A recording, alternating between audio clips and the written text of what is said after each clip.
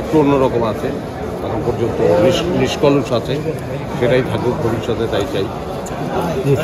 নতুন বাংলাদেশ, নতুন প্রত্যাশা, সেই জায়গা থেকে আপনার মতো একজন গুণী অভিনেতার বাংলাদেশের এই শিল্পী সংঘের যে যারা কাজ করবেন তাদের কাছে প্রত্যাশাটা, তাদের কাছে প্রত্যাশা মূলত হচ্ছে যে আমাদের শুধু শিল্পীদের তো ব্যাপার আছে। শিল্পী বলতে আমি আসলে আমরা ফিল্ডে যারা ওয়ার্ক করি, ক্যামেরা পার্সন থেকে শুরু করে সকলের, কিন্তু এখানে তো একদমই অভিনয় শিল্পীদের তো আমি যারা আছে এদের মধ্যে অনেকেই আমার প্রিয়। আমি বরং চিন্তিত যে কাকে ভোট দেবো। আমার চাওয়াটা হচ্ছে যে এই সংগঠনটা একটা জায়গায় পৌঁছেছে, আরও অনেক বেটার জায়গায় পৌঁছে। ভালো লাগে, এখন পর্যন্ত যতগুলো হয়েছে ঠিকঠাকভাবেই হয়েছে। দেশে যাচ্ছে এবং আমরা কথা বলতে চাই, একটু দেখি যে মোশাররফ ভাইকে অনেক বড় হয়েছি, আর সেই ইনি দাঁড়িয়েছেন আমাদের এখানে।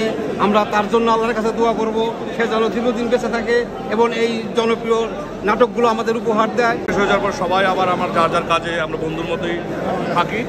যেহেতু অভিনয় শিল্পী সংঘের এই সংঘটি আমাদের অনেক দায়বদ্ধতা কাজ করে, শিল্পী হিসেবে আমাদের অনেক ধরনের দায়বদ্ধতার বিষয় আছে, সেটাকে প্রতিষ্ঠিত করার জন্যই আসলে একটি সংঘের দরকার। এবং সেই সংঘের জন্য যারা প্রতিযোগিতা করছে আজকে নির্বাচিত হবে, আমাদের আশা থাকবে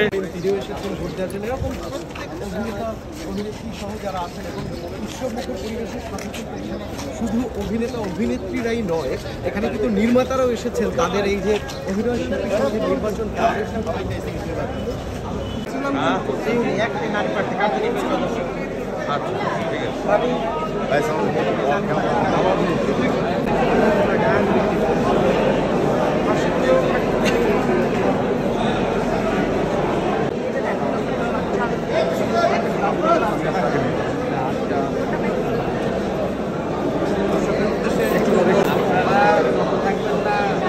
হাই গ্রেডের যত থাকবে না তো আমার বেতন হবে। এখানে কাজ শেষ করব।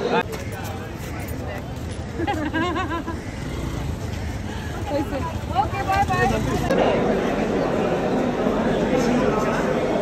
ভিতরে ঢুকবো? আরে ঢুকছি তো, কার্ড নিচ্ছি। আচ্ছা